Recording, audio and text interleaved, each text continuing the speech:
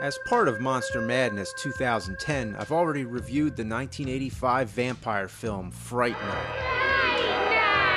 This time we're going to take a look at the sequel, Fright Night 2, directed by Tommy Lee Wallace, who also directed Halloween 3 and Stephen King's It.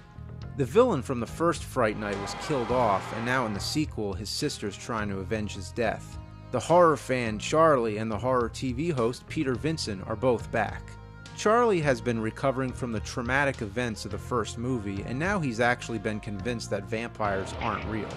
But he still loves vampire movies just as much, which his girlfriend and psychiatrist think is nothing but fuel for his overactive imagination. One night, Charlie has a nightmare that a vampire comes to suck his blood, but it turns out the dream was in fact real, and he's slowly being transformed into a creature of the night. You know you're a vampire when you can't eat a pizza with garlic.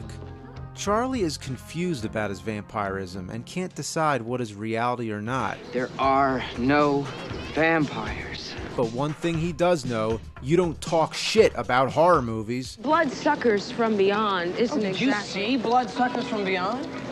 No, but... Well, then you don't know what you're talking about, do you? Yeah, I can relate. As a kid, I always had to defend my love of the genre, and the books. There happens to be some great literature from the field. Did you ever read Dracula? Oh, No. It's a great book, Alex. A great book. Yeah, that's right, you tell her. I like the posters on the walls, like Predator, for example.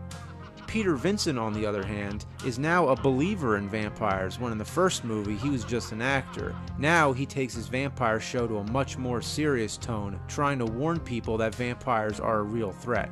His producers think he's nuts and cancel him. You're fired. They replace him with Regine, the villain. Welcome to Fright Night. She's not alone though, she's got a whole gang of henchmen. One of them is a vampire on roller skates. Nothing too clever there, maybe they should have casted one of the Wheelers from Return to Oz. They were way more scary. Then of course there's the werewolf guy, you always gotta have a werewolf. He scares away a dog. I don't think he likes you. He climbs walls, kinda like Christopher Lee in Scars of Dracula.